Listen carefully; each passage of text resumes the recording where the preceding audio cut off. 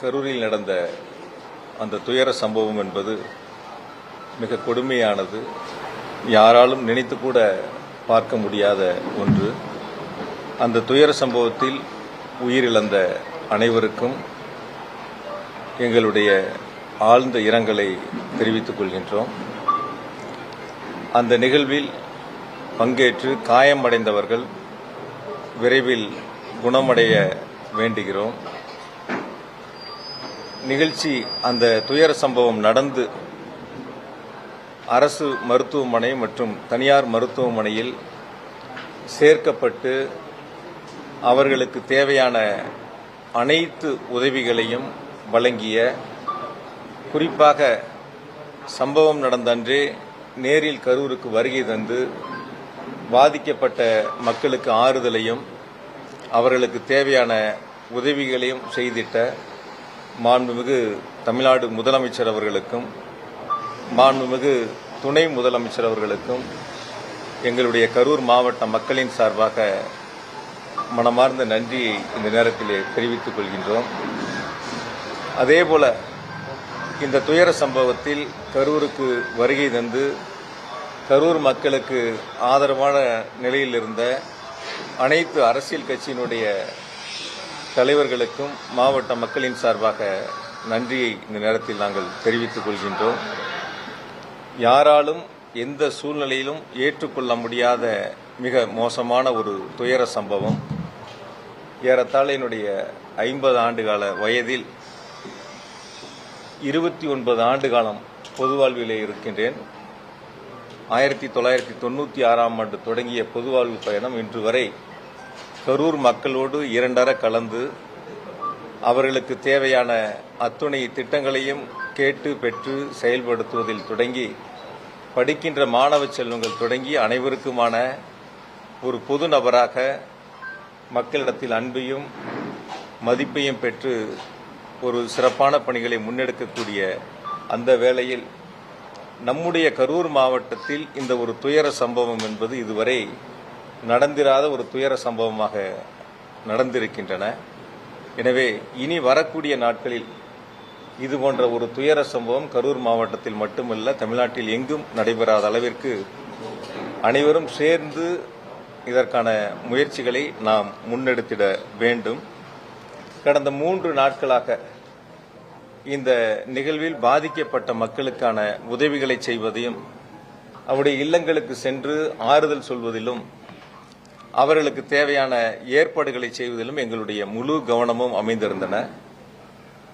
முதலமைச்சருடைய உத்தரவின் அடிப்படையில் தேவையான அனைத்து உதவிகளையும் அவர்களுக்கு முழுமையாக செய்து கொடுக்கப்பட்டு ஏறத்தாழ முதலில் 116 பேர் பாதிக்கப்பட்டிருந்தார்கள். அதன் பிறகு இறப்புகளுடைய எண்ணிக்கை கூடிய நிலையில் 108 பேர் அந்த கூட்ட நெரிசலில் பாதிக்கப்பட்டு மருத்துவமனையில் சேர்க்கப்பட்டு சிகிச்சை முடிந்து வீடு திரும்பி இருக்கின்றார்கள். இப்பொழுது 5 பேர் கரூர் மாவட்ட அரசு மருத்துவக் கல்லூரி மருத்துவமனையிலும் 2 பேர் மதுரை அரசு மருத்துவமனையிலும் சிகிச்சை பெற்று வருகின்றார்கள். விரைவில் அவர்களும் பூரண குணமடைந்து வீடு திரும்ப வேண்டும் என்று வேண்டுகிறேன். ஆகையால் இந்த ஒரு துயர சம்பவம் என்பது யாராலும் ஏற்றுக்கொள்ள முடியாத மிக மோசமான ஒரு துயர சம்பவமாக அமைந்திருக்கின்றன. எனவே இந்த நிகழ்வில் கட்சிகள் பார்க்காமல், இயக்கங்கள் பார்க்காமல் அனைவரும் ஒன்று சேர்ந்து அந்த மக்களுக்கு உதவிய தருணமாக அவர்களுக்கு தேவையானவற்றை செய்த ஒரு நிகழ்வாக அமைந்திருக்கின்றன. இதுபோன்ற ஒரு துயர சம்பவங்கள் இனி எந்த காலத்திலும், எந்த சூழ்நிலையிலும், எந்த மாவட்டங்களிலும் நம்முடைய தமிழ்நாட்டில் நடந்திடக்கூடாது. அதற்காகத்தான் 3 நாட்கள் கழித்து உங்களை சந்திக்க வேண்டும். இந்த துயர சம்பவங்களில் இறந்தவர்களுக்கு இரங்கலையும் பாதிக்கப்பட்டவர்களுக்கு தேவையான உதவிகளையும் செய்து அவர்கள் பூரண குணமடைந்து இல்லம் திரும்ப வேண்டும் என்பதற்காகத்தான் இந்த பத்திரிகையாளர் சந்திப்பை நாங்கள் ஏற்பாடு செய்திருக்கின்றோம்.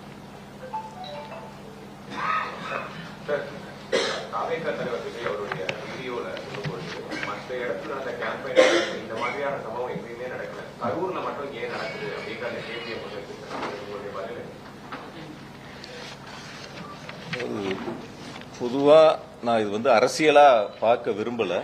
தயவு செஞ்சு ஒரு மனிதாபிமானத்தோட, என்னை பொறுத்த வரைக்கும் கரூர்ல மொத்தம் 41 பேர் இறந்ததுல 31 பேர் கரூர் மாவட்டம். அது 27 குடும்பங்களை சார்ந்தவங்க. ஒவ்வொரு வகையிலையும் நான் நேரடியா அந்த குடும்பத்தோட தொடர்புள்ளவன். தொடர்ந்து ஒவ்வொரு குடும்பங்களோடும் நேரடியா நாங்க தொடர்புல இருக்கக்கூடியவங்க. நேற்று ஒரு இல்லத்திற்கு இரங்கல் சொல்றதுக்காக போயிருந்தோம். அந்த தம்பி சனிக்கிழமை இந்த கூட்டம், ஞாயிற்றுக்கிழமை பெண் பார்க்க போகக்கூடிய தம்பி. டிசம்பர் மாசம் அந்த தம்பிக்கு திருமணம். அவங்க குடும்பத்தில் ஒரு கோரிக்கை தேவை இருந்தப்ப என்னை சந்திச்சிருக்காங்க. நான் அவங்களுக்கான தேவைகளை ஏற்பாடு பண்ணி கொடுத்துருக்கேன். அந்த தம்பி எங்களுடைய முப்பெருமிழாலையும் அந்த தம்பி பங்கெடுத்திருக்காரு, கலந்துருக்காப்ல. ஆக நாங்க வேடிக்கை பார்க்க தான் அந்த தம்பி போனாப்லன்னு அந்த வீட்டில் இருக்கிறவங்க அவருடைய நண்பர்கள் அந்த இடங்கள்ல கருத்துக்களை பரிமாறினாங்க. அதனால இது ஒரு அரசியல் நிகழ்வாக இவங்க பண்ணாங்க, அவங்க பண்ணாங்க, இவங்க மேல குற்றச்சாட்டு, அவங்க மேல குற்றச்சாட்டுங்கிற அது போன்ற கருத்துக்களை நம்ம முன்னெடுக்காம இனி வரக்கூடிய நாட்களில் இது மாதிரி ஒரு துயர சம்பவங்கள் இருக்கக்கூடாது. ஏன்னா ஒவ்வொரு குடும்பத்திலையும் நம்ம நேரடியாக அவங்களோட பங்கெடுத்திருக்கிறோம், அவங்களோட அந்த நட்பு முறையில் நம்ம இருக்கிறோம். அந்த துயர சம்பவங்கள் என்பது யாராலும் 1.5 வயசு குழந்தை, 3 வயசு குழந்தை, 5 வயசு குழந்தை, இது மாதிரி இருக்கக்கூடிய ஒரு சூழல்ல ஒரு அரசியலா இது யாரும் பார்த்திட வேண்டாம். அரசியல் களத்துக்கு நம்ம அதுல போயிட வேண்டாம்.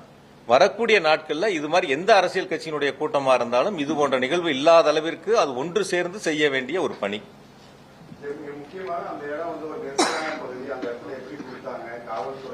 பல கூட்டங்களுக்கு இப்ப திருச்சியிலிருந்து நீங்களும் இங்க வருகை இருந்திருக்கிறீங்க. நிறைய பல ஆண்டுகளாக நீங்க தொடர்ந்து இந்த பணியில இருக்கிறீங்க.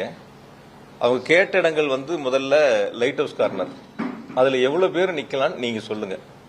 அந்த லைட் ஹவுஸ் கார்னர் ஜங்ஷன்ல அது ஒரு டர்னிங் பாயிண்ட். அது அந்த இடத்துல திரும்புற இடம் தானே. அது அந்த திரும்புற இடங்கள்ல அந்த லைட் ஹவுஸ் கார்னர்ல எவ்வளவு பேர் நிக்க முடியும்னு பத்திரிகையாளர் நீங்க தான் உலகத்துக்கு சொல்லணும். அதே மாதிரி அடுத்து கேட்டது உழவர் சந்தை. உழவர் சந்தையில எவ்வளவு பேர் நிக்க முடியும் நீங்க பாருங்க. உங்களுக்கே தெரியும், இங்க இருக்கக்கூடிய எல்லா பத்திரிகையாளருக்கும் உழவர் சந்தையில எவ்வளவு பேர் கூட்டம் நிக்க முடியும், லைட் ஹவுஸ் கார்னர்ல எவ்வளவு பேர் நிக்க முடியுங்கிறது உங்களுக்கு நல்லா தெரியும். பார்த்துட்டு அதுக்கப்புறம் வேலுசாமிபுரத்துல எவ்வளவு பேர் நிக்க முடியுங்கிறத பாருங்க. இந்த 3 இடங்கள்ல எது அதிகமான நபர்கள் நிற்க முடியும், எது அதிகமான நபர்கள் கலந்து கொள்ள முடியும், பொதுமக்களுக்கு எந்தவித போக்குவரத்தும் இடையூறு இல்லாம எந்த இடங்கள்ல அந்த கூட்டம் நடந்தா மக்களுக்கு சிரமம் இல்லாம இருக்குங்கிறது நீங்களே ஒரு கணம் சிந்திச்சு பாருங்க. லைட் ஹவுஸ் கார்னர் கொடுத்திருந்தா ஒரு கால் பக்கத்துல அமராவதி ஆறு இருக்கு, இந்த பக்கம் பெட்ரோல் பங்க் இருக்கு, அது ஒரு திரும்புற இடம், நகர விட்டு வெளியே போற இடத்துல திரும்புற இடங்கள். அந்த இடங்கள் அந்த சந்திப்பு இருந்தா ஒட்டு மொத்தமா மாநகரம் முழுக்க ஒரு போக்குவரத்து நெரிசல் ஏற்பட்டிருக்கும். எனக்கு தெரிஞ்ச வரைக்கும் அந்த இடத்துல இருந்திருந்தா ஒரு அதிகபட்சம் ஒரு 7000 பேர் நிக்கலாம், 5000 இருந்து ஒரு 7000 பேர் நிக்கலாம். நீங்க உழவர் சந்தை கொடுத்திருந்தா ஒரு 3000 இருந்து ஒரு 5000 பேர் நிக்கலாம். சேர் போட்டாலே நம்ம அந்த இடத்துல ஒரு 2000 சேர் தான் போடுறோம். அது மாதிரிதான் கூட்டங்கள் ஏற்பாடு பண்றோம். பொதுவா ஒரு அரசியல் கட்சி கூட்டம் நடத்துறங்கிறது நாங்க நடத்தும் போது 1000 பேர் கலந்துகிட்டா அதுக்கான இடத்தை தேர்வு செய்வோம், 5000 பேர் கலந்துகிட்டா 80 அடி ரோட்ல போடணும்னு முடிவெடுப்போம். அப்போ ஒரு அரசியல் கட்சி எவ்வளவு கூட்டங்கள் வருகிறதோ அந்த இடத்தை தேர்வு செய்ய வேண்டியது அரசியல் கட்சியினுடைய கடமை. நாங்க இது வரைக்கும் அப்படிதான் பார்த்திருக்கோம். நாங்க முப்பெருமிழா நடத்தினோம். இப்ப சமீபத்தில் செப்டம்பர் 17 எங்களுடைய தலைவர் அவர்கள் வருகை இருந்து சிறப்புரையாற்றினாங்க. அப்ப எவ்வளவு பேர் வருவாங்க? நாங்க ஒரு 2 லட்சம் பேர் 2 லட்சம் பேர் வருவாங்கன்னு எதிர்பார்த்தா 2.5 லட்சம் பேர் வந்தாங்க. அப்ப அந்த நிகழ்வு 2 லட்சம் பேர் வர்றாங்கன்னா அதற்கான வாகன நிறுத்துமிடம், அந்த கூட்டத்திற்கான அமர்ந்து கூட்டத்தை கேட்கக்கூடிய அளவிற்கான பிரச்சார இடங்கள், அந்த மாதிரி இடங்கள் நாங்க தனியார் இடத்தை தேர்வு பண்ணி அந்த இடத்துல அனுமதி கேட்டு வாங்கி அந்த இடங்கள் கூட்டங்கள் நடத்தணும். இப்ப வரக்கூடிய கூட்டங்கள் அந்த அரசியல் கட்சி எவ்வளவு கூட்டங்கள் என்பதை தாங்கள் தான் தீர்மானிக்கணும். அனுமதி கேட்கும்போது நாங்க 1000 பேர் கலந்துக்கிறேன்னு சொல்லுவதும் 2000 பேர் கலந்துக்கிறதும் ஓரளவுக்கு காவல்துறை அதை தீர்மானிக்கிறாங்க, எவ்வளவு பேர் வருவாங்கிறத தீர்மானிக்கிறாங்க. அதுக்கான பாதுகாப்பை காவல்துறை கொடுக்கறாங்க. இப்ப நீங்க நான் முப்பெருமிழா நடத்தினா நீங்க எல்லாரும் அந்த கூட்டத்துக்கு வந்திருந்தீங்க. அங்க வரக்கூடியவங்களுக்கு குடிநீர் பாட்டில் தொடங்கி பிஸ்கட்ல இருந்து என்ன அவங்களுக்கு தேவையோ, ஒரு கால யாராவது சுகர்ல இருந்தா கூட அவங்களுக்கு தேவையான வசதியில் அங்க ஏற்பாடு செய்யப்பட்டதை நீங்க பாத்தீங்க. நான் அது குறையா சொல்லல, தயவு செஞ்சு யாருமே பத்திரிகைகளை குறைகளா எடுத்துக்க வேணாம். நீங்க இதே வேலுசாமிபுரத்துல சம்பவம் நடந்து அடுத்த நாள் பாத்தீங்க. எனக்கு தெரிஞ்சு ஒரு 1000-2000 செருப்புகள் அங்க இருந்திருக்கும். ஒரு எம்டி தண்ணி பாட்டில் ஏதாவது ஒண்ணு அந்த இடத்துல இருந்துச்சா? நீங்க யாராவது பாத்தீங்களா? ஒரு குடிச்சா தண்ணி பாட்டில் எம்டி பாட்டில் கீழே தானே கிடக்கும், செருப்பு எப்படி கீழே கிடந்துச்சோ அதுதானே இருக்கும். வந்திருக்கக்கூடியவங்களுக்கு ஒரு குடிநீர் ஏற்பாடோ அல்லது அவங்களுக்கு தேவையான ஒரு பிஸ்கட்டோ அல்லது அவங்களுக்கு தேவையான வசதிகள் செய்வது அந்தந்த அரசியல் கட்சியினுடைய அவங்க தான் ஏற்பாடு செய்யணும். யாரு கூட்டம் நடத்துறாங்களோ அவங்க தான் ஏற்பாடு செய்யணும். இதை நான் குறைகளா சொல்லலை, திரும்பவும் சொல்றேன், அது குறைகளா சொல்லல. அவர்கள் அந்த இடங்கள் அதை செய்திருக்க வேண்டும். தண்ணி வசதினா ஒரு 11 மணிக்கு கூட்டம் அப்படின்னு சொல்றாங்க, இல்ல 12 மணிக்கு பேசுறதா பொதுச்செயலாளருடைய பேட்டி நீங்களே பத்திரிகையிலையும் தொலைக்காட்சியிலையும் போட்டிருக்கிறீங்க. 12 மணிக்கு நடக்க வேண்டிய கூட்டங்கள் 11 மணிக்கு வருகை இருந்திருக்காங்க. 10 மணில இருந்து வர ஆரம்பிச்சிட்டாங்க. என்னை பொறுத்த வரைக்கும், நான் கேட்ட வரைக்கும், விசாரித்த வரைக்கும் 4 மணிக்கு அந்த இடங்கள்ல ஒரு 5000 பேர் இருந்திருப்பாங்க அப்படின்னு தான் பொதுவான கருத்து. சில பேர் உங்ககிட்ட கூட நானும் பேசினேன், எவ்வளவு பேர் இருந்தாங்கன்னு கேட்கும்போது கூட நீங்க சொன்னீங்க 4000 ஒரு 5000 பேர் இருக்கும். அப்ப அந்த குறித்த நேரத்தில் அந்த கூட்டங்கள் நடந்திருந்தாலோ அல்லது 12 மணிக்கு சொல்லி ஒரு 4 மணிக்கு நடந்திருந்தாலும் இது போன்ற ஒரு அசம்பாவிதங்கள் நடந்திருக்காது அப்படிங்கிறது பொதுமக்களுடைய கருத்தா இருக்கு. அன்னைக்கு சனிக்கிழமை கரூர்ல சம்பள நாள், 5 மணிக்கு டெக்ஸ்ல வேலை முடிச்சு சம்பளம் வாங்கக்கூடியவங்க, வேலைக்கு போறவங்க, ஒரு பில்டிங் வேலைக்கு போறவங்க, கொத்தனார் சித்தாள் வேலைக்கு போறவங்க கூட 5 மணி 6 மணிக்கு முடிச்சுட்டு சம்பளம் வாங்கிட்டு வீடுகளுக்கு செல்லக்கூடியவங்க அந்த இடத்துல பெருந்திரளா வருகின்றிருக்காங்க அப்படிங்கறதான் பொதுமக்களுடைய கருத்தா இருக்கு. ஆகவே அந்த ஏற்பாடுகள் என்பது காவல்துறை பாதுகாப்பு கொடுக்கும், அரசு கேட்கக்கூடிய இடங்கள் கொடுக்கும். நான் இன்னும் கூட கொஞ்சம் நீங்க வெளிப்படையா பிராக்டிக்கலா பத்திரிகையாளர்கள் நீங்க இது மக்களுக்கு சொல்ல வேண்டிய கடமை உங்ககிட்ட இருக்கு. இப்ப அரசு கொடுக்க வேண்டிய இடங்கள் எவ்வளவு இருக்கு, எந்தெந்த இடங்கள், அந்த இடங்கள்ல கேட்கும்போது அரசு கொடுக்குது. இன்னும் கூட அரசியலா கூட சில நேரங்கள் எடுத்துக்கிறாங்க. இந்த இடங்கள் கேட்டோம் கொடுக்கல, அந்த இடங்கள் கேட்டோம் கொடுக்கல அப்படின்னு சொல்ல அரசு அது ஒரு அரசியலா பண்ண ஆரம்பிக்கிறாங்க. அப்ப கேட்கக்கூடிய இடங்கள் நம்மளுடைய தலைவர் பேசக்கூடிய வரக்கூடிய மக்களுக்கு போதுமான இடமானு யார் தீர்மானிக்கணும்? அந்த அரசியல் கட்சிகள் தான் தீர்மானிக்கணும். இப்ப நாங்க தீர்மானிக்கிறோம் 30 விழாவுக்கு 2 லட்சம் பேர் வந்தாங்கன்னா இந்த இடம் போதுமானதுன்னு தனியார் இடத்துக்கு போறோம். அது மாதிரி அந்த அரசியல் கட்சிகள் தான் இடங்களை தேர்வு செய்கின்ற பொழுது இந்த இடம் சரியா வருமா, அரசாங்கத்தில் இருக்கக்கூடிய காலி இடங்கள்ல ஏற்கனவே அனைத்து கட்சி கூட்டம் போட்டு அந்த கூட்டத்தில் தீர்மானிக்கப்பட்ட 11 இடங்கள்ல அனுமதிக்கப்பட்ட இடங்கள்ல அனுமதி கேட்கும்போது கொடுக்கறாங்க. அதனால இது குறைகளா நான் சொல்லல, குற்றச்சாட்டுகளா சொல்ல. இனி வரக்கூடிய நாட்களையாவது எல்லா அரசியல் இயக்கங்களுமே இது போன்ற தவறுகள் வராத அளவிற்கு சரி செய்து கொள்ள வேண்டும்.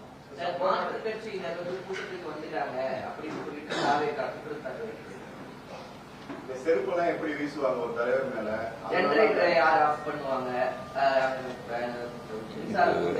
ஜெனரேட்டர் ஒரு வீடியோ இருக்கு, முக்கியமா ஆபாச வார்த்தைகள் நிறைய ஆடியோ எல்லாம் வருது. அப்படி ஒரு மாதிரி ஒரு விஷயங்கள் பத்திரிகையாளருக்கு எல்லா தொலைக்காட்சிகளும் லைவ்ல வச்சிருந்தீங்க.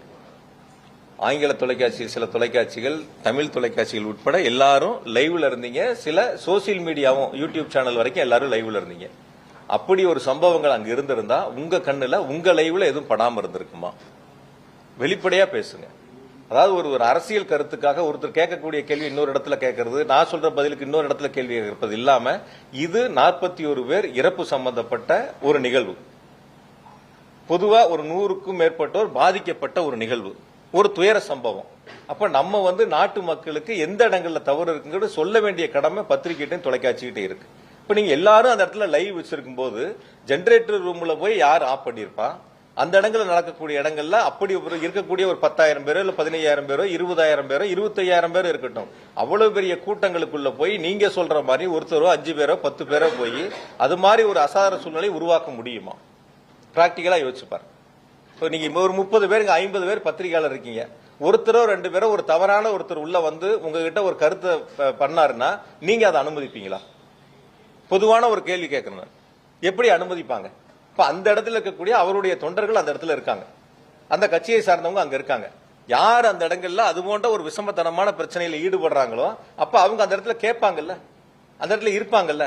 அது நீங்க முதல்ல பத்திரிகையாளர் நம்ம தான் அதை பார்க்கணும். நம்ம லைவ்ல நீங்க எல்லாரும் போட்டீங்க, ஒவ்வொரு சேனலும் ஒவ்வொரு ஆங்கிள் வச்சு லைவ் வந்துச்சு. இந்த ஜெனரேட்டர் ரூம் நீங்க பாருங்க, நீங்க எல்லாரும் நீங்க போட்ட லைவ் தான். வைக்கப்பட்டிருந்த தடுப்புகளை பொதுமக்கள் உடைத்துக் கொண்டு செல்ல வேண்டிய சூழல் ஏற்பட்டது. அப்போது விஜயின் பரப்புரை ஏற்பாட்டு குழுவை சேர்ந்தவர் ஜெனரேட்டரை ஆஃப் செய்தார். இந்த காட்சியை நியூஸ் 18 தமிழ்நாடு தொலைக்காட்சி பதிவு செய்துள்ளது.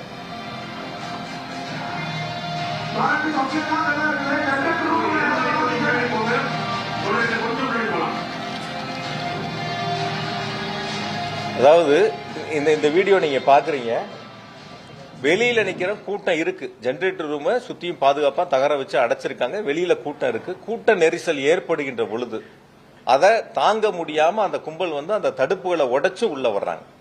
உள்ள வரும்போது அந்த ஜெனரேட்டர் அங்க யார் அந்த ஜெனரேட்டர் ஏற்பாடு பண்ணாங்களோ, இன்னும் கூட நான் விளக்கமா சொல்றேன், இந்த ஜெனரேட்டர் ஆஃப் ஆகும்போது கூட ஸ்ட்ரீட் லைட் ஆஃப் ஆகல. இந்த ஜெனரேட்டர் ஆஃப் ஆகும்போது என்ன ஆகுதுன்னா, அவங்க கூடுதலா போட்ட லைட் இருக்கு இல்லையா, அது மட்டும் தான் ஆஃப் ஆயிருக்கு. எந்த இடங்களையும் அப்ப கூட இபி சப்ளை கட் ஆகல, ஸ்ட்ரீட் லைட்டும் ஆஃப் ஆகல. அது நீங்க ரொம்ப தெளிவா பாருங்க. உங்களை மாதிரி இருக்கக்கூடிய தொலைக்காட்சிகள் தான் லைவ் பண்ணிருக்காங்க அந்த நேரங்கள்ல, அதுதான் நாங்க உங்ககிட்டையும் காட்டுறோம். அப்ப அவங்க மக்கள் கூட்ட நெரிசல் அதிகமாகி அந்த இடங்கள்ல தாக்கு பிடிக்க முடியாம இன்னொரு இடங்கள் தேடி போகும்போது அந்த தடுப்பை உடைச்சு உள்ள போய் அதன் மூலியமா அது சப்ளை கட் பண்றாங்க. அதுக்கான நிகழ்வு அது அவங்களுடைய பொறுப்பு, அதுதான் அவங்க பார்த்திருக்காங்க. நீங்க இதுதான் நீங்களும் லைவ் பண்ணிருக்கீங்க. இதுல எந்த இடங்கள்ல வந்து யாராவது நீங்க பாருங்க, நீங்க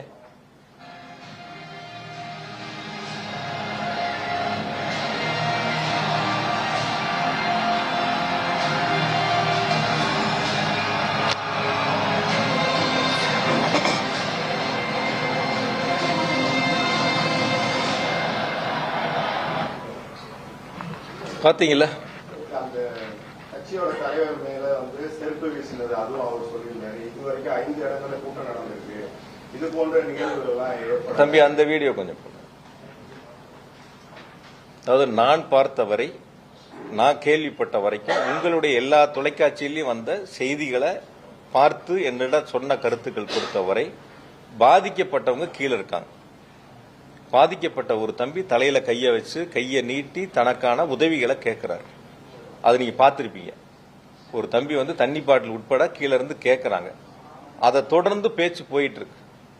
தன்னுடைய கவனத்தை ஈர்ப்பதற்காக அது போன்ற சம்பவங்கள் பேச்சினுடைய துவக்கத்திலேயே இருக்கு. அந்த சம்பவங்கள் நடந்து சில நொடி கொஞ்ச நேரங்கள்ல தான் தண்ணி பாட்டில் அவங்களே எடுத்து கொடுக்கறாங்க. கேட்டப்ப அவங்களுடைய கவனங்கள் போகல. அதன் பிறகு ஒருத்தர் போய் சொல்லி தான் தண்ணி பாட்டில் அதுக்கப்புறம் எடுத்து கொடுக்கறாங்க. அது நீங்க பார்த்திருப்பீங்க. அதுல அந்த நீங்க அது லைவ்லயும் பாத்தீங்க, சில சேனல்ல அது லைவும் போட்டிருந்தீங்க. அது போடுங்க.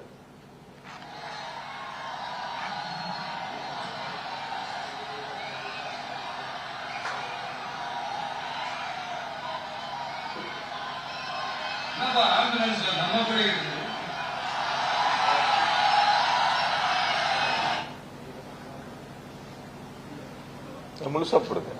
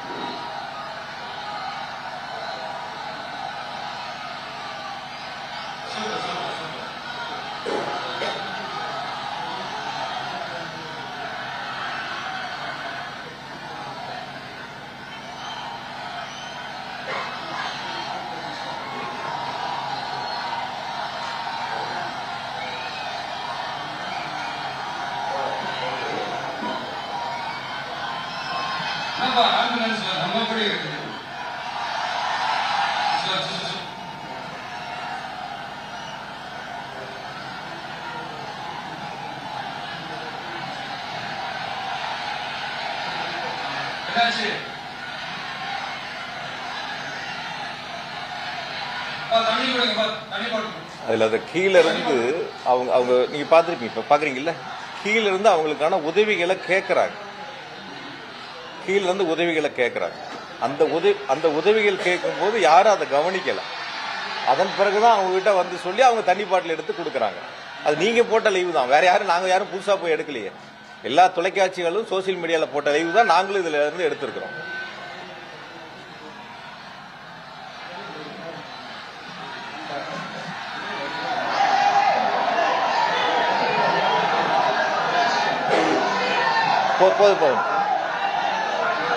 போதும் தம்பி விடுங்க. பொதுவா ஒரு அரசியல் கட்சினா, நான் இது கருத்துக்காக அரசியலுக்காக சொல்லல, பொதுவா ஒரு அரசியல் எந்த அரசியல் கட்சினாலும் சரி, ஒரு கூட்டங்கள் நடத்துகின்ற பொழுது அந்த அரசியல் கட்சியினுடைய தலைவர்கள் சீட்டோட அந்த வாகனத்தினுடைய பிரச்சார வாகனத்துடைய முன் சீட்ல இருப்பாங்க. அல்லது கூட்டம் அதிகமா இருந்தா அந்த வாகனத்தின் மேலே ஏறி இருக்கக்கூடிய பொதுமக்களையும் தங்களுடைய தொண்டர்களையும் பார்த்து கையசைப்பாங்க. ஆனா இந்த கூட்டத்தில் நடந்தது நீங்க எல்லாருமே லைவ் போட்டீங்க. ஏறத்தாழ கூட்டத்திற்கு ஒரு 500 மீட்டருக்கு முன்னாடியே வந்து வாகனத்தின் உள்பகுதியில் போயிட்டாங்க. ஸ்கிரீன் போட்டாச்சு, லைட் ஆஃப் பண்ணியாச்சு. முன் சீட்ல தான் எல்லாரும் உட்காருவாங்க, கையசைப்பாங்க, மேல நின்று கையசைப்பாங்க. இது வழக்கமான அரசியல் தலைவர்கள் செய்யக்கூடிய ஒரு நிகழ்வு. ஆனா அது நேர்மாறா வந்து அந்த 500 மீட்டருக்கும் ஏறத்தாழ அந்த வாகனங்கள் செல்வதற்கு 1 மணி நேரம் ஆயிருக்கு. 1 மணி நேரம் அதை கடந்து செல்வதற்கான சூழல் உருவாயிருக்கு. அந்த இடங்கள்ல கூட எனக்கு சொன்ன வரைக்கும் காவல்துறை வந்து கூட்ட நெரிசல் அதிகமா இருக்கு, கொஞ்சம் முன்னாடியே நிறுத்தி பேசிடலான்னு அவங்க எடுத்து சொல்லியும் அதை கேட்காம பிரச்சார இடங்கள் நாங்கள் நிர்ணயிக்கப்பட்ட இடங்கள்ல தான் கொண்டு போய் வாகனத்தை நிறுத்தணுங்கிறது பொறுமையா எடுத்து கொஞ்சம் கொஞ்சமா எடுத்து கொண்டு போய் அந்த இடங்கள்ல நிறுத்தினதா காவல்துறையினுடைய தகவல், அங்க இருக்கக்கூடிய பொதுமக்களுடைய கருத்து. ஆக கூட்ட நெரிசல் அதிகமா இருக்கும்போது கொஞ்சம் முன்னாடி நிறுத்தி பேசுறதுல எந்த விதமான தவறுகளும் இல்லை. வாகனத்துல முன்பகுதியில நின்று அங்கிருந்து நம்ம திருக்கம்பள்ளி ரவுண்டானால இருந்து கையசிச்சிருந்தாலோ அல்லது மேல நின்று கையசிச்சிருந்தாலோ அந்த இடங்கள்ல இது போன்ற கூட்ட நெரிசல் வந்திருக்காது அப்படிங்கிறது பொதுவான மக்களுடைய கருத்து. ஆக எல்லா இருக்கக்கூடிய மக்களும் கூட்ட இடத்திற்கு வர வேண்டும் என்பதற்காகவே இது போன்ற ஒரு நிகழ்வு ஏற்பட்டதா என்பது பொதுமக்களுடைய ஒரு சந்தேகமா இருக்கு. தன்னை பார்க்க வேண்டியவங்க எல்லாரும் பொதுமக்கள் அந்த பொதுக்கூட்டம் நடக்கக்கூடிய இடங்களுக்கு வந்தாதான் சரியா இருக்கும். அது வரைக்கும் முன் சீட்ல இருக்கக்கூடியவங்க அந்த கூட்டத்துக்கு 500 மீட்டருக்கு முன்னாடி ஏன் வந்து வண்டிக்கு வாகனத்துக்கு உள்ள போகணும், ஸ்கிரீன் போடணும், லைட் ஆஃப் பண்ணணும்? இது ஒரு பொதுவான எதிர்மறையான கேள்விகள் இருக்கு. நான் இருக்கக்கூடிய பத்திரிகையாளர் எல்லாத்துட்டும் கேட்கிறேன், தொடர்ச்சியா எங்களுடைய இயக்கத்தின் சார்பில் பத்திரிகையாளர் சந்திப்பு நடத்தினாலும் இது மாதிரி கேள்விகள் இருக்கிறீங்க, சோசியல் மீடியாலையும் இது போன்ற கேள்விகள் இருக்கு. இதுவரைக்கும் யாராவது இந்த கூட்டம் நடத்தின அரசியல் கட்சியினுடைய தலைவர்கள், இரண்டாம் மட்ட தலைவர்கள், அடுத்த நிலையில் இருக்கக்கூடியவங்க யாருகிட்டயாவது ஒரு கேள்வி ஒண்ணு முன் வச்சிருக்கணும், இல்ல அவங்களாவது அதுக்கான விளக்கங்கள் சொல்ல முன் வந்திருக்கணும். ரெண்டும் எதுவுமே இல்ல.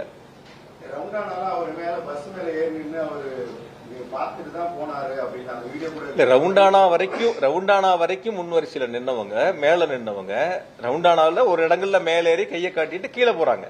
ரவுண்டானா முடிஞ்சதுக்கு அப்புறம் கூட்ட அரங்கத்துக்கு போற வரைக்கும் ஏன் உள்ள போகணுங்கிறதான் பொதுமக்களுடைய கேள்வி. அப்ப அந்த வழி நெடுக நின்று 500 மீட்டர் தூரத்துக்கு நின்னவங்க முன் சீட்ல இருந்திருந்தாலோ மேல இருந்திருந்தாலோ அங்கேயே பார்த்துட்டு அப்படியே போயிருப்பாங்க, கூட்டத்துக்குள்ள வந்திருக்க மாட்டாங்க. தன்னோட வந்த 3-4,000 பேர் கூட்டமும் சேர்ந்து உள்ள வரும்போதுதான் இது போல நெரிசல் ஏற்பட்டது. ஆக சில தினங்களுக்கு முன்பா அதிமுக கூட்டம் நடக்குது, ஒரு 15,000 பேர் வரைக்கும் அங்க கலந்துருப்பாங்க. அந்த கூட்டங்கள்ல எந்தவித பாதிப்புகளும் இல்லாம இருக்கு. அப்ப இந்த கூட்டங்கள்ல மட்டும் எப்படி பாதிப்புகள் வந்தது? வழக்கமா ஒரு கருத்து சொல்லுவாங்க, இப்ப சகோதரர் கூட கேட்டாரு, வழக்கமான ஒரு கருத்து சொல்லுவாங்க, நான் வந்து ரெகுலரா நான் வந்து வண்டி ஓட்டுவேன், கார் ஓட்டுவேன், எல்லா நாளும் நான் வேகமா தான் போவேன், சில நாளா நான் கார் ஓட்டிட்டு இருக்கேன், ஆனா எல்லா நாளும் வேகமா தான் போவேன், ஒரு நாளும் ஆக்சிடென்ட் ஆகல, இன்னைக்கு மட்டும் எனக்கு எப்படி ஆக்சிடென்ட் ஆச்சுன்னு ஒருத்தர் கேட்கற மாதிரி இருக்கு. எல்லா ஊர்லயும் கூட்டம் நடத்துறேன், எந்த ஊர்லயும் நடக்கல, இந்த ஊர்ல மட்டும் ஏன் நடக்குங்கிற கேள்வி. நான் எல்லா நாளும் வண்டி ஓட்டுறேன், வேகமா தான் ஓட்டுறேன், ஆனா இந்த நாள் மட்டும் இன்னைக்கு மட்டும் எனக்கு எப்படி என் கார் ஆக்சிடென்ட் ஆச்சுன்னு கேட்கற மாதிரி இருக்கு. எல்லா ஊர்லயும் எவ்வளவு பேர் மயக்கம் அடைஞ்சாங்க, எவ்வளவு பேர் மருத்துவமனையில் அனுமதிக்கப்பட்டாங்க, விக்கிரவாண்டியில நடந்தப்ப இறந்தது, மதுரையில மாநாடு நடந்தப்ப இறந்தது, ஒவ்வொரு ஊர் வரையும் நேற்று தெளிவா அரசின் சார்பில் விளக்கம் சொன்னாங்க.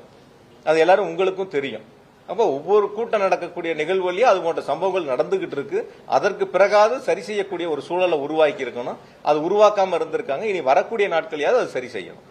அதை செய்யல, ஆனா காவல்துறையினர் இவ்வளவு கூட்டம் அதிகமாகுது, அந்த இடத்துல அவ்வளவு சதுர கிலோமீட்டர் பரப்பளவுதான் இருக்கு, கூட்டத்தை தடுத்துக்கலாம், அது யாரும் பண்ணலன்னு அவங்களும் கூட்டத்தை வைக்கிறாங்க. எல்லாரோட கேள்வியும் அதான் இருக்கு. அதாவது காவல்துறையினர் சொன்னது இப்ப நீங்க கேட்டீங்கல்ல, 500 மீட்டருக்கு முன்னாடியே அந்த வண்டி கூட்டம் ஆரம்பிக்கிற இடத்துலயே நிறுத்தி பேசலாம், ஓரளவுக்கு உள்ள போனா போதுமானதுன்னு சொல்லியும் அவங்க கேட்கல. நீங்க அந்த இடங்கள் வரைக்கும் போகணுங்கிறத உள்ள போயே தீரணுங்கிறதுல அவங்க உறுதியா இருக்கும்போது காவல்துறை சொல்லியும் அவங்க கேட்கல. கேட்டிருந்தா இது போன்ற சம்பவங்கள் வந்திருக்காது. காவல்துறையினுடைய எந்த பேச்சையும் அவங்க கேட்காம தான். நான் இன்னும் கூட கொஞ்சம் சொல்றேன், என்ன விசாரணை இருக்கு, இப்ப விசாரணை கமிஷன் விசாரிச்சுக்கிட்டு இருக்காங்க. முழுசா நான் இது சம்பந்தமான கருத்துக்கள் சொன்னா விசாரணை கமிஷனுடைய அந்த விசாரணை என்பது பாதிப்புக்குள்ளாகும். அதனால இது சம்பந்தப்பட்டது விசாரணை கமிஷன் முடியட்டும், தெளிவா அவங்களுடைய விசாரணையில் என்னங்கிறது முழுசா தெரிய வரும். அதனால அது சம்பந்தமான கருத்துக்களை சொல்றேன். இன்னும் கூட வந்து நேற்று என்கிட்ட பேசும்போது ஒரு பத்திரிகையாளர் வந்து நான் இடையில தற்செயலா சந்திக்கும் போது ஒரு கருத்தை ஒன்று சொன்னாங்க. பேசும்போது உங்க பெயரை சொல்லும் போது அல்லது உங்களுடைய பத்தி பாட்டு பாடும்போது வந்து செருப்பு வீச்சு வந்துச்சுன்னாங்க. அந்த மாதிரி ஒரு பாட்டு பாடும்போது வந்து ஒரு செருப்பு வீச்சு வந்துச்சுன்னாங்க. நீங்க எல்லாரும் அந்த வீடியோக்குள்ள பாத்தீங்க. எத்தனை மணிக்கு மொத்தமே மேடையில நின்று அந்த வாகனத்துல மேல நின்று இருந்தது 19 நிமிஷம். அந்த வாகனத்துக்கு மேல இருந்து அந்த ஸ்லைடு போடுங்க.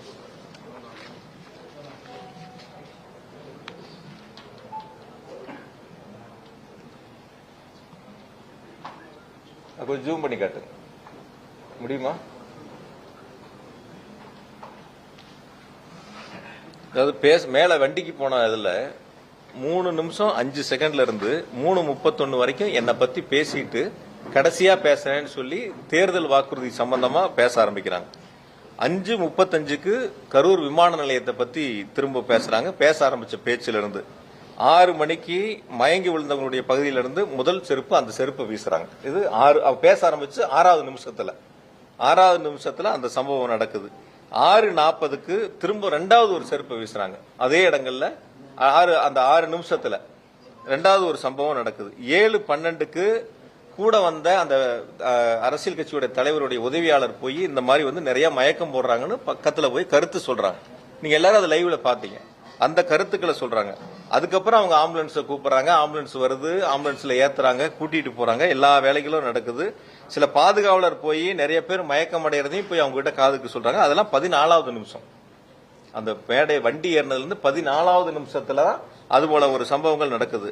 திரும்பவும் என்ன பத்தி பேசுறது மொத்தம் 19 நிமிஷத்துல 16வது நிமிஷம் தான் என்ன பத்தின பேச்சு திரும்ப வருது.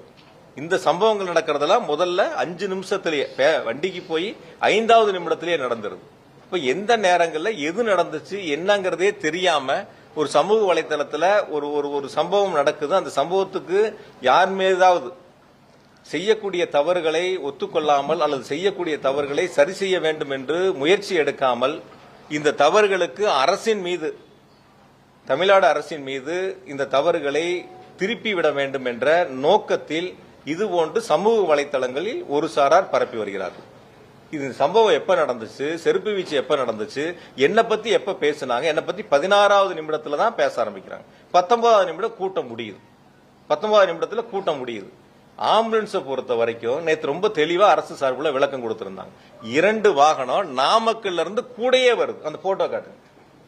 2 வாகனம் நாமக்கல் கூட்டத்திலிருந்து 2 ஆம்புலன்ஸ் கூடயே வருது. உங்க லைவ் போட்டவங்க எல்லாத்துக்கும் லைவ்ல இருக்கும். இந்த வண்டி நாமக்கல்ல இருந்து கூடயே வருது. 2 வண்டி. அந்த கட்சியை சேர்ந்த ஒரு மருத்துவர் தான் அந்த 2 வண்டிகளை ஏற்பாடு பண்ணி அங்கிருந்து கூட கொண்டு வர்றாங்க. இதுக்கு பிறகு போதுங்க நான் பண்ணுங்க. இதுக்கு பிறகு 5 வாகனங்கள் கரூர் மாவட்டத்தை சேர்ந்த அந்த கட்சியை சேர்ந்த மருத்துவடி மாவட்ட துணை செயலர் ஒருத்தர் 5 வாகனங்களை பேசி 3000 ரூபாய் வாடகைக்கு எடுத்து 15000 ரூபாய் பணம் கொடுத்து 5 வாகனங்களை தயாரா வச்சிருக்காங்க. அதுதான் அந்த 7 வண்டிகள். 5 வண்டி இவங்க ரெடி பண்ணது, 2 வண்டி கூட வந்தது. எந்த இடங்களையும் நீ யாராவது ஒருத்தர் அது கூட சில சங்கடங்கள் பட்ட எங்க நிர்வாகிகள் மேல, அது எந்த இடங்கள் அந்த தவறு நடந்துச்சுன்னா மருத்துவமனையில பிரேத பரிசோதனை முடிஞ்சு போகும்போது அந்த மருத்துவமனையை சேர்ந்த ஒரு சகோதரர் அந்த தவறு பண்ணிட்டார். எந்த இடங்களையும் கூட்டம் நடந்த இடங்கள்ல எங்களுடைய ஆம்புலன்ஸ் வாகனங்கள் எதுவுமே போகல. அவங்க முத கால் பண்ணது 108. அதாவது வாட்டர் பாட்டில் வந்து மருத்துவக் கல்லூரியில நள்ளிரவுல கேட்கறாங்க. அப்ப கடைகள் அடைக்கப்பட்டிருக்கு. நம்ம கிட்ட இருந்த வெளியில இருந்த வரைக்கும் எடுத்துட்டாங்க. நம்ம கிட்ட இருந்தது கையில இருந்தது கேட்கறாங்க, கொண்டு போய் கொடுக்கணும். அங்க உணவு வேணுங்கிறது கொண்டு போய் கொடுத்தோம். தனியார் மருத்துவமனையில சிகிச்சை பெற்றவங்களுக்கு கட்டணங்களை நாங்க செலுத்தணும். என்ன உதவிகள் வேணுமோ நாங்க செஞ்சோம். இது அரசியலா பார்க்கல. எங்க கட்சி எங்க தலைவர் சொல்லியிருக்காங்க, ஒரு அரசியல் தலைவர் வந்து பாதிக்கப்பட்ட பொதுமக்களா இருந்தாலும் தொண்டரா இருந்தாலும் எந்த உயிரிழப்பையும் ஏத்துக்க மாட்டாங்க. அதுதான் அரசியல் தலைவர். அது மாதிரிதான் நாங்க எங்க தலைவர் வழியில தான் நாங்க போய் அவங்களுக்கு உதவி பண்ண தான் போனோம். அப்படி குறை சொல்லக்கூடியவங்க அவங்க அதுக்கான ஏற்பாடுகளை செஞ்சிருக்கலாம். யாராவது குறை சொல்லி அரசியல் பேச நினைக்கிறவங்க அந்த வாட்டர் பாட்டில் ஏற்பாடு பண்ணிருக்கலாம். இல்ல அவங்களுக்கு தேவையான உதவிகளை நான் செய்யறேன், முன்னாடி நின்று நான் உங்களுக்கு தேவையான உணவுகளை ஏற்பாடு பண்றேன் யாராவது ஒருத்தர் சொல்லியிருக்கலாமே. வெறுமனே வந்து பாக்குறேங்கிறது ஒவ்வொரு இதா இருக்கலாம். பட் அந்த மாதிரி குற்றச்சாட்டு சொல்லக்கூடியவங்க அவங்க அதுக்கான பணிகளை முன்னெடுத்து செஞ்சிருந்தாங்கன்னா அது நாங்களும் அதை ஏத்துக்கிறோம். அதுல எந்த விதமான மாற்று கருத்து இல்ல, எந்த விதமான சூழல் இல்ல. அதனால இந்த சம்பவங்களை பொறுத்தவரை நடைபெற்றது முதல் 5-6 நிமிடங்களுக்குள்ள என்ன பத்தி பேச ஆரம்பிச்சது 19வது நிமிடத்துல.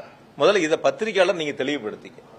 சமூக வலைதளங்கள்ல வர்றதுங்கிறது அரசியல் காழ்ப்புணர்ச்சியால பல்வேறு அரசியல் இயக்கங்களை சேர்ந்தவர்களை யார் மீதாவது பழி சுமத்த வேண்டும் என்பதற்காக சொல்லக்கூடிய குற்றச்சாட்டு. ஆகையால் பத்திரிகையாளர்களும் தொலைக்காட்சிகளும் முதல்ல இந்த உண்மை நிலவரங்களை நீங்க தெரிஞ்சுக்க. ஆகையால் இது எந்த வகையிலும் இது அரசியல் படுத்தக்கூடிய நிகழ்வு அல்ல. ஒருத்தரா கேள்வி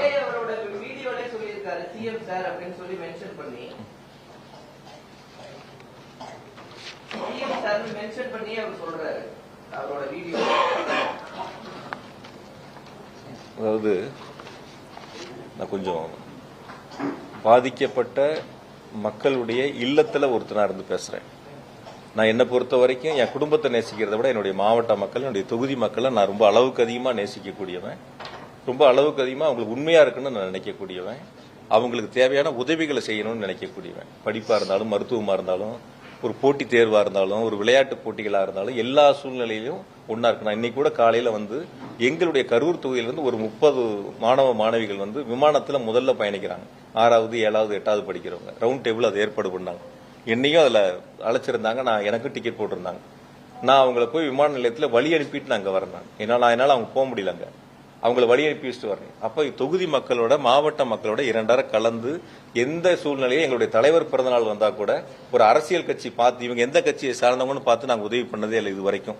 திராவிட முன்னேற்ற கழகத்தை பொறுத்த வரைக்கும், எங்களை பொறுத்த வரைக்கும் இவங்க எந்த கட்சியை சார்ந்தவங்க, இவங்களுக்கு மட்டும்தான் இந்த பொருளை கொடுப்போம், இவங்களுக்கு மட்டும்தான் அந்த உதவி செய்யணும் நாங்கள் பார்த்ததில்லை. எங்க அலுவலகத்தில் எந்த மனு வந்தாலும் எந்த கட்சியும் நாங்கள் கேட்டது கிடையாது. அவங்க எல்லாத்துக்கும் சரிசமமா உதவி செய்யக்கூடிய இடங்கள்ல அந்த பணிகள் நாங்கள் முன்னெடுத்திருக்கோம். அதையால வந்து அந்த நீங்க வீடியோவை பொறுத்த வரைக்கும் அதுக்கு பிறகு வந்த சம்பவங்கள், நீங்க சமூக வலைத்தளமா இருக்கட்டும், பொதுமக்கள் வரக்கூடிய கருத்துக்களா இருக்கட்டும், நீங்க பாருங்க எந்த மாதிரியான ஒரு எதிர்மறையான கருத்துக்கள் வந்துச்சுன்ட்டு. நடைபெற்ற சம்பவங்களில் இப்ப நான் வந்து என்ன கேக்குறீங்க, எப்படி வந்து பாதிக்கப்பட்ட உடனே அவர் மருத்துவமனைக்கு போனார். நான் இந்த கட்சி ஆட்சியில் தான் இருக்கேன், இங்கேதான் இருக்கேன். எங்களுடைய பகுதி செயலர் ஒன்றிய செயலர் கூட்டம் 6 மணிக்கு என்னோட ரவுண்ட் டேபிள் நிர்வாகிகள் இந்த நிகழ்ச்சி இன்னைக்கு போற சம்பவமான நிகழ்ச்சி சம்பந்தமா என்னோட வந்து கிட்டத்தட்ட ஒரு 3/4 மணி நேரம் 1 மணி நேரம் என் கூட பேசிட்டு இருக்காங்க என் வீட்டில். அதை முடிச்சுட்டு நான் கட்சி ஆஃபீஸ் வரேன். இங்க இருக்கும்போது எனக்கு தகவல் வருது, இந்த மாதிரி வந்து பாதிக்கப்பட்டிருக்காங்க, மருத்துவமனைக்கு நீங்க போங்கன்னு சொல்றாங்க. நான் இங்க இருந்து அமராவதி மருத்துவமனை போறதுக்கு எவ்வளவு நேரம் ஆகும்? இங்க இருந்து அந்த அமராவதி மருத்துவமனைக்கு போறதுக்கு எவ்வளவு நேரம் ஆகும் சொல்லுங்க. நான் 7:47க்கு உள்ள நுழையிறேன் அமராவதி மருத்துவமனையில். வேணா வீடியோ ஃபுட்டேஜ் கொடுக்குறேன். 7:47க்கு போறேன். அதே அதிமுக சேர்ந்த மாவட்ட செயலர் 8:10க்கு மருத்துவக் கல்லூரி மருத்துவமனைக்கு போறாங்க.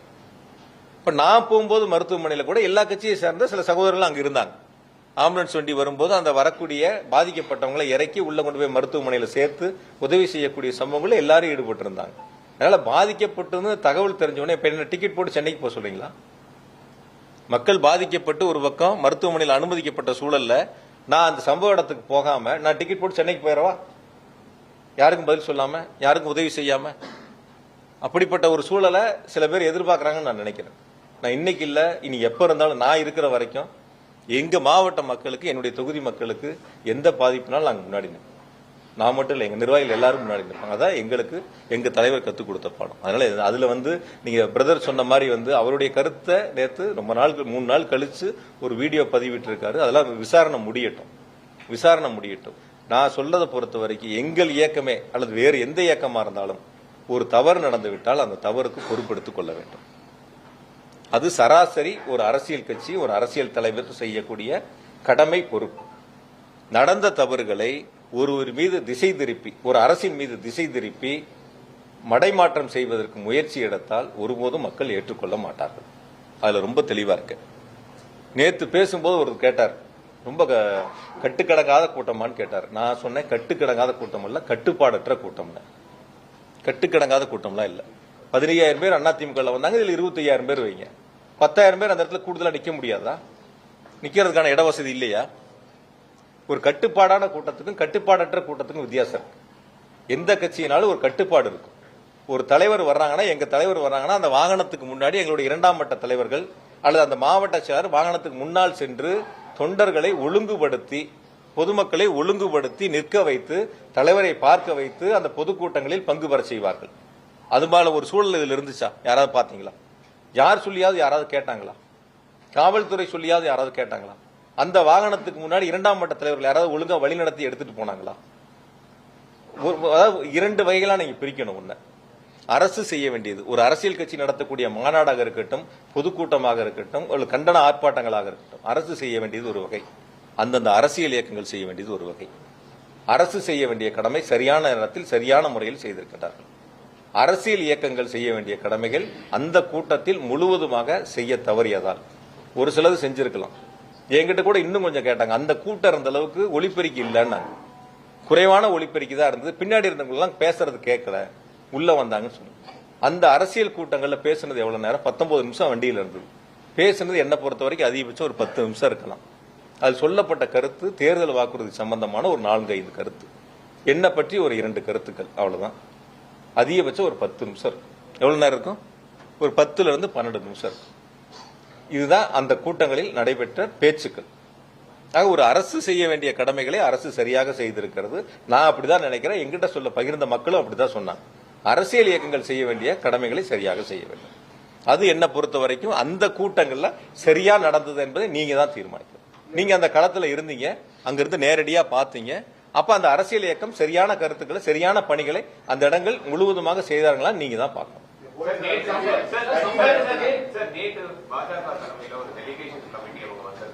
அவங்க வந்து என்ன சொல்லிருந்தாலும் ஒரு சுப்ரீம் கோர்ட் ஜட்ஜ் வந்து இதை விசாரிக்கணும் அப்படின்ற அந்த கருத்தை அவங்க முன்வச்சிருக்காங்க. இந்த மாதிரி நேரோ ரோட்ஸ்ல வந்து பெர்மிஷன் கொடுத்ததே தப்பு அப்படின்ற அந்த கருத்தையும் சொல்லியிருக்காங்க. நீங்க எப்படி பாருங்க சார்? நான் அரசியலுக்காக சொல்ல சார் உங்களுக்கு. அதே வந்து அந்த உண்மை கண்டறியும் குழுவா, அந்த உண்மை கண்டறியும் குழு மணிப்பூருக்கு சென்றிருந்தா ஒரு ஏற்புடையதா இருந்திருக்கும். கும்பமேளாவுக்கு சென்றிருந்தா ஒரு ஏற்புடையதா இருந்திருக்கும்.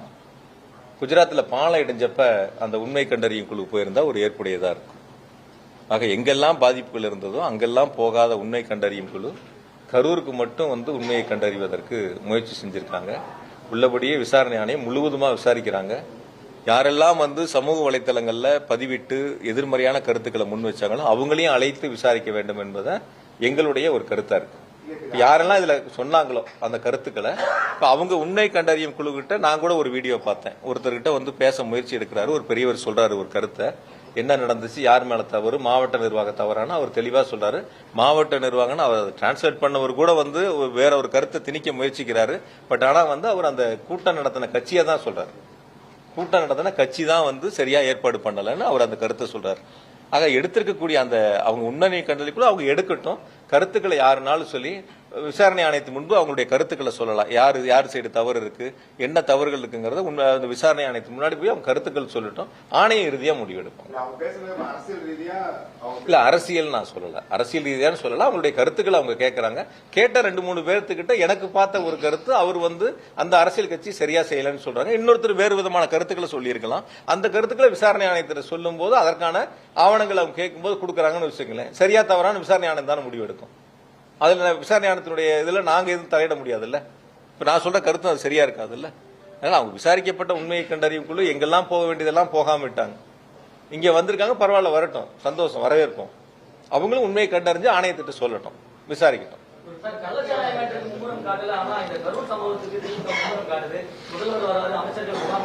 சார் எந்த சம்பவமா இருந்தாலும் சரி, நீங்க சொன்ன சம்பவத்திற்கும் எங்களுடைய மாண்பு துணை முதலமைச்சரும் நேரில் சென்று அவர்களுக்கான ஆறுதலை சொல்லி அனைத்து உதவிகளையும் செய்தார்கள். தமிழ்நாடு அரசை பொறுத்த வரைக்கும் யார் பாதிக்கப்பட்டாலும், எந்த சூழ்நிலையில் பாதிக்கப்பட்டாலும், எந்த தேசத்தில் பாதிக்கப்பட்டாலும் அரசு அவர்களுக்கு துணை நிற்கும். அதுல குறிப்பா முதலமைச்சர்கள் முன்னின்று அவர்களுக்கு துணை நின்று அவர்களை காப்பாற்றக்கூடிய இடங்கள்ல ஒரு பணிகளை முன்னெடுத்திருக்கின்றார்கள். அது எந்த மாநிலமா இருந்தாலும் சரி, எந்த நாட்டுல இருந்தாலும் சரி. வெளிநாடுகளில் பாதிப்பு இருக்கிற போது தமிழ்நாடு அரசு தான் முன்னாடி நிற்குது. வெளி மாநிலங்களில் பாதிப்புங்கிற போது தமிழ்நாடு அரசு தான் முன்னாடி இருக்கு. எங்க ஊரை சேர்ந்த ஒரு மருத்துவர் வந்து வட இந்தியால சுற்றுலா போயிட்டு பாதிக்கப்பட்ட பொழுது அங்க வந்து அவர் கூட்டிட்டு வந்து மருத்துவ சிகிச்சை டெல்லியில கொடுத்து திரும்ப சென்னையில வந்து அவர் எங்க முதலமைச்சரை சந்திச்சு நன்றி தெரிவிச்சுட்டு போனார். அதுபோல ஒரு நல்ல ஒரு அரசாங்கத்தை தான், நல்ல சூழ்நிலை தான் முதலமைச்சர் உருவாக்கிட்டு இருக்காங்க. உயிரிழந்தவர்களோட குடும்பம் உட்பட பல பகுதிகளில் பொதுமக்கள் வந்து காவல்துறை சரியான பாதுகாப்பு வசதிகள் செய்யலன்ற குற்றச்சாட்டு வைக்கிறாங்க. செய்திகள் மூலமா பார்த்துட்டு அதுதான் சார் நான் உங்ககிட்ட சொன்னேன். அதே சமூக வலைத்தளங்கள்ல பாராட்டக்கூடிய செய்திகள் இருக்கு. அதே சமூகம் நீங்க ஒரு செய்தியை மட்டும் பாக்குறீங்க, ஒரு செய்திகளை மட்டும் பாக்குறீங்க. சில அரசியல் இயக்கங்கள் தவறுதலாக அரசின் மீது குற்றச்சாட்டுகளை முன்னெடுக்க வேண்டும் என்று ஒரு மனப்பான்மையோடு எடுக்கக்கூடிய ஒரு சில செய்திகளை மட்டும், உங்களுக்கு தேவையான செய்திகளை மட்டும் எடுத்துக்கிறீங்க. அதே சமூக வலைத்தளங்கள்ல பாராட்டி எவ்வளவு பேர் பதிவிட்டு இருக்காங்க, அது நீங்க பாக்கணும்ல. இதுல எத்தனை பேர் இருக்காங்க, அதுல எத்தனை பேர் இருக்காங்கன்னு பாக்கணும்ல. பாராட்டக்கூடிய மக்கள், நீங்க இன்னும் 27 குடும்பங்களுக்கு நாங்க போனோம்ல, போன வரைக்கும் அவங்க எதுவும் குற்றச்சாட்டுகள் சொன்னாங்களா? 108 பேர் பாதிக்கப்பட்டு காயமடைஞ்சவங்க அவங்க எதுவும் குற்றச்சாட்டுகள் சொன்னாங்களா? அங்க இருக்கக்கூடிய மக்கள் நேரில் போனவங்க எதுவும் குற்றச்சாட்டுகளை சொன்னாங்களா? நான் கூட இன்னைக்கு காலையில பேசும்போது என்னுடைய நண்பர் ஒருத்தர் கேட்டார், யாரோ ஒருத்தர் சமூக வலைத்தளத்தில் பார்த்தேன் கத்தியில கிழிச்சிருந்தாங்கன்னு சொல்லிட்டு. நான் அதுக்கு கேட்டேன், நான் கத்தியில கிழிச்சிருந்தா அவங்க எந்த மருத்துவமனையில் அனுமதிக்கப்பட்டாங்க? அப்ப அந்த சமூக வலைத்தளத்தில் வரக்கூடிய செய்தி, ஒருவர் ஒரு பாதிப்பு, ஒரு ரத்த காயம் ஏற்படுகிறது, ஒரு கத்தியில கிழிச்சிடறாங்கன்னு சொன்னா ஏதாவது ஒரு மருத்துவமனையில், அரசு மருத்துவமனையோ தனியார் மருத்துவமனையோ ஏதாவது ஒரு இடத்துல ஒரு சிகிச்சைக்கு போயிருக்கணும்ல, போயிருக்கணுமா இல்லைங்களா? கைதான மாவட்ட செயலாளரோட மனைவியே சொல்றாங்க ஸ்ப்ரே அடிச்சாங்க அப்படின்னா அவங்களே ஸ்டேட்மெண்ட் கொடுக்குறாங்க. அதாவது 2 நாள் கழித்து அந்த ஸ்டேட்மெண்ட் எப்போ வருது? அன்னைக்கு பாதிக்கப்பட்ட அன்னைக்கு அதே மாவட்டத்துடைய மனைவி அந்த மருத்துவமனைக்கு வந்திருக்கலாம், பாதிக்கப்பட்டவங்களை பார்த்திருக்கலாம். 2 நாள் கழித்து தன்னுடைய கணவர் கைது செய்யப்படுகிறார் என்று தெரிந்தவுடன் அதற்கான கருத்துக்களை முன்னெடுக்கிறவங்க 2 நாட்கள் 3 நாட்களா எங்க போனாங்க? நான் இன்னும் கூட கேட்கிறேன். நான் சரி, அப்படி சொல்லக்கூடிய அவருடைய மனைவி அதற்கான ஆவணங்களை நேரடியா விசாரணை கமிஷன்ல போய் சொல்லலாம். எந்த இடங்கள்ல நீங்க எல்லாரும் லைவ் போட்டீங்கல்ல, அப்படி யாராவது ஸ்ப்ரே அடிச்சிருந்தா அந்த லைவ்ல யாரோ ஒருத்தரோட லைவ்ல வரும்ல, உங்களுடைய லைவ்ல ஏதோ ஒரு சேனல் லைவ், ஏதோ ஒரு யூடியூப் லைவ்ல ஏதோ ஒரு இடங்கள்ல இருக்கும்ல, அது மாதிரி இருக்குல்ல. ஒரு தம்பி ஒருத்தர் பேசுவார் பாருங்க, அந்த வீடியோ போடுங்க. அவங்க அங்க ஆதாரங்களை கொண்டு போய் கொடுக்கட்டும், விசாரணை ஆணையம் விசாரிக்கட்டும். இந்த சம்பவங்களை பாருங்க. இது இது இது உங்களை மாதிரி ஒரு அவரை தூக்க முடியாமல் அள்ளி கொண்டு வருகிறார்கள். மிகவும் அவரது நிலைமை கவலைக்கிடமாக உள்ளன. ஒரு ஆம்புலன்ஸ் வசதியிலே, குடிநீர் வசதியிலே, இன்னொருவர் மயங்கி விழுந்து மிகவும் மோசமான நிலையில் வருகிறார். அவரை தூக்கி கொண்டு மிகவும் கடினமான ஒரு நிலையில் தற்போது கொண்டு செல்கின்றார்கள். இன்னொருவர் மயங்கி விழுந்து மிகவும் மோசமான நிலையில் வந்துள்ளார்.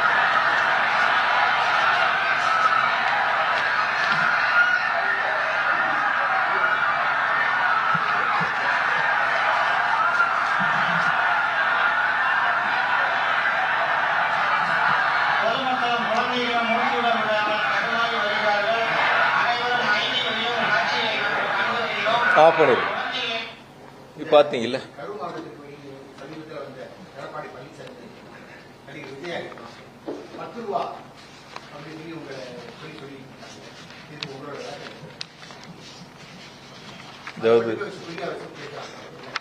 அதாவது அரசியல் ரீதியா கருத்துக்களை முன்வைக்க நினைச்சவங்க அது எடுபடல. தனிப்பட்ட முறையில குற்றச்சாட்டுக்களை முன் வச்சு அந்த கருத்துக்களை அதன் மூலியமா ஒரு அவதூறுகளை அல்லது ஒரு தவறான ஒரு எண்ணத்தை மக்களிடத்துல உருவாக்கலான்னு அவங்களுடைய முயற்சிகளை முன்னெடுக்கிறாங்க. நான் பொதுவா இது அரசியல் இயக்கங்களுக்கு எல்லாத்துக்கும் சேர்ந்து பொதுவான ஒரு கருத்தை இருக்கக்கூடிய சூழல், இப்ப அந்த துறையில் என்னிடத்துல இல்ல, இப்ப நான் அதுல இருந்து வெளில வந்திருக்கேன். இருந்தாலும் சொல்ல வேண்டியது என்னுடைய கடமை. இப்போ அதிமுக பொதுச் செயலராக இருக்கட்டும் அல்லது இப்ப வந்த அரசியல் கட்சியினுடைய தலைவராக இருக்கட்டும், 2016 இருந்து 21 வரைக்கும் இது போன்ற ஒரு சம்பவங்கள், அதாவது டாஸ்மாக்ல 10 ரூபாய்க்கு கீழே கூடுதலா வசூலிக்கப்பட்ட அது சம்பந்தமான புகார்கள் வந்து நடவடிக்கை எடுக்கப்பட்டது 7540. இப்ப போன அதிமுக ஆட்சியில் 10 ரூபாய்க்கு மேல கூடுதலாக வசூலிக்கப்பட்டு நடவடிக்கை எடுக்கப்பட்டது 8666. இது கடந்த அதிமுக ஆட்சியில் வசூல் பண்ண அபராத தொகை ஏறத்தாழ 14 கோடி ரூபாய் அந்த ஆட்சியில வசூல் பண்ணியிருக்காங்க. அபராத தொகைகள் இந்த மாதிரி கூடுதல் விலைக்கு விற்றவர்கள் மீது நடவடிக்கை எடுத்து அபராத தொகையை வசூலிச்சிருக்காங்க. 2021 பிறகு திமுக ஆட்சியில இதன் மீது எடுக்கப்பட்ட நடவடிக்கை, அதாவது 10 ரூபாய்க்கு கீழே தொடுக்கப்பட்ட விசாரித்து எடுக்கப்பட்ட நடவடிக்கை 18,253. 18,253 விசாரிக்கப்பட்டு நடவடிக்கை எடுக்கப்பட்ட புகார்கள். அதேபோல 10 ரூபாய்க்கு மேல 2,356. இது நடவடிக்கை எடுக்கப்பட்டு 8,51,00,000 ரூபாய் அவர்களிடமிருந்து அபராதமாக வசூலிக்கப்பட்டிருக்கின்றன. நான் கொஞ்சம் வெளிப்படையாவே உங்ககிட்ட சொல்றேன். நான் இப்ப இந்த 5 வருஷத்துல இது போன்ற புகார்கள் வருகின்ற பொழுது அந்த கூடுதல் தொகை ஒருவருக்கு செல்லுகிறது என்று சொன்னால், கடந்த 5 ஆண்டு அதிமுக ஆட்சியில் இது போன்று கூடுதலாக வசூலிக்கப்பட்ட தொகை எடப்பாடி பழனிசாமிக்கு சென்று இருக்கும்.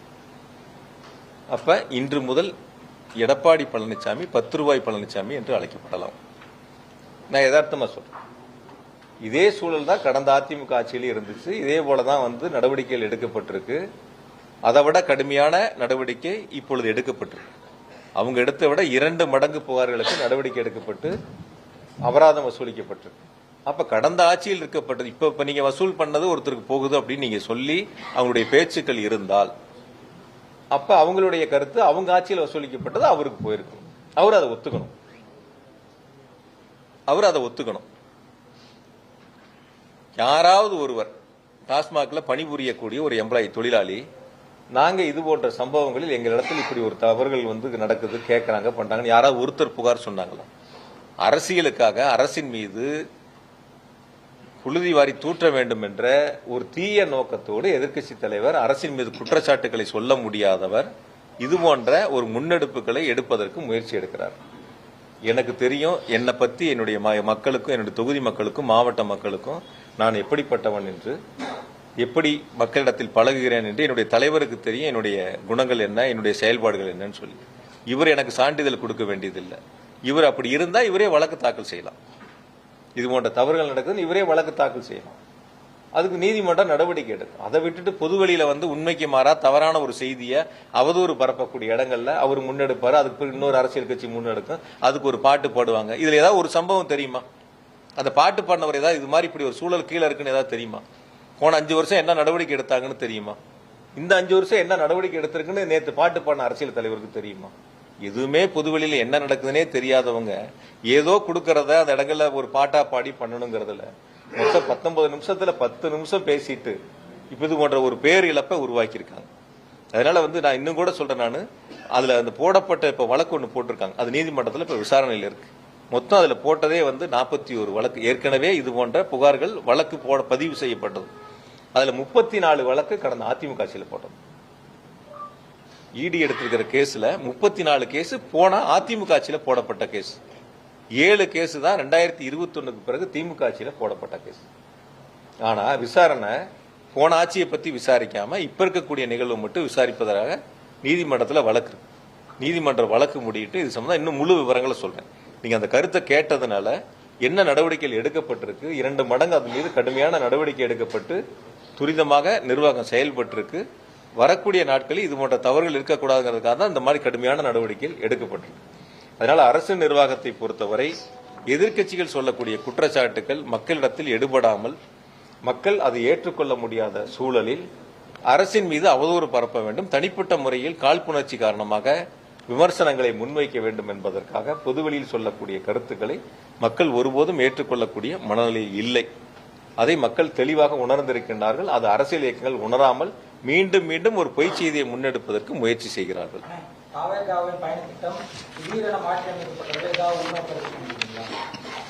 நிறைய பேர் இப்ப கேள்வி கேட்டப்ப கூட சொன்னேன் நான், இது நீங்க அவங்க கிட்ட கேட்கணும். ஏங்க திடீர்னு தள்ளி வச்சீங்க, ஏங்க 7 மணி நேரம் லேட்டா வந்தீங்க, ஏங்க 12 மணிக்கு பேசுறாருன்னு சொல்லி 3 மணிக்கு காவல்துறையில கடிதம் கொடுத்தீங்க, 7 மணி நேரம் காலதாமதம் எதனால 1 மணி நேரம் வாகனத்துக்கு உள்ள போய் அமர்ந்துகிட்டீங்க, எதனால லைட் ஆஃப் பண்ணீங்க, ஏன் கூட்ட நெரிசலுக்குள்ள வண்டியை கொண்டு போய் கட்டாயப்படுத்தி உள்ள கொண்டு போய் நிறுத்தினீங்க, கூட்ட நெரிசலுக்கு முன்னாடியே நிறுத்தி இருக்கலாமே, கூட்டம் ஆரம்பிக்கும் போதே சீட்டு வண்டியோட முன் சீட்லயோ அல்லது மேலேயே நின்று பொதுமக்களை பார்த்து கையாட்டி இருக்கலாமே, கையெச்ச இருக்கலாமே, இதெல்லாம் ஏன் செய்யலன்னு அவங்கள பார்த்து கேட்க வேண்டிய கேள்வி, அதற்கு பதில் சொல்ல வேண்டிய கடமை பொறுப்பையும் அவங்களுக்கு இருக்கு.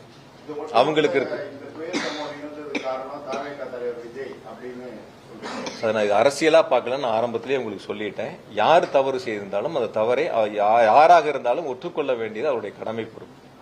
யாரா இருந்தாலும் சரி.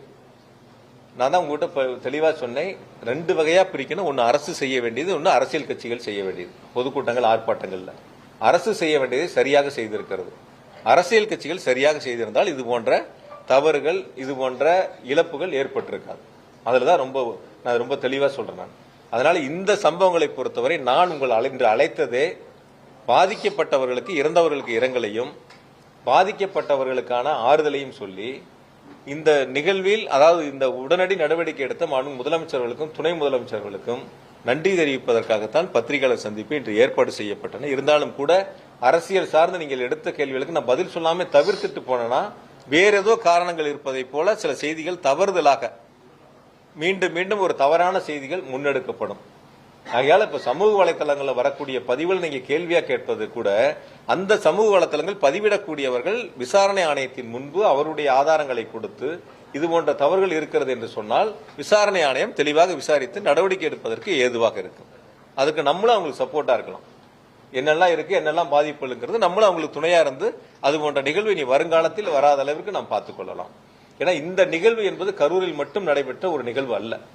தொடர்ந்து நடைபெற்ற நிகழ்வு நாமக்கல்லா இருக்கட்டும், திருச்சியா இருக்கட்டும், அரியலூரா இருக்கட்டும், நாகப்பட்டினம், திருவாரூரா இருக்கட்டும், எல்லா இடங்களிலும் இது போல பாதிக்கப்பட்டு மருத்துவமனையில் அனுமதிக்கப்பட்டிருக்காங்க. அதுதான் நேற்று ஏடிஜிபி சார் ரொம்ப தெளிவா சொன்னாரு.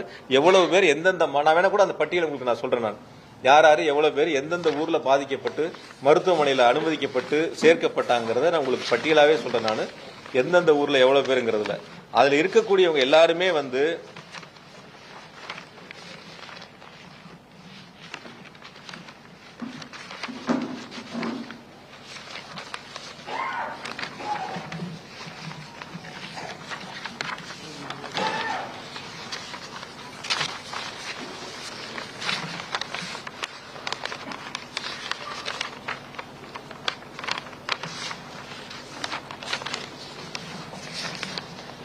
நாமக்கல்ல 45 பேர்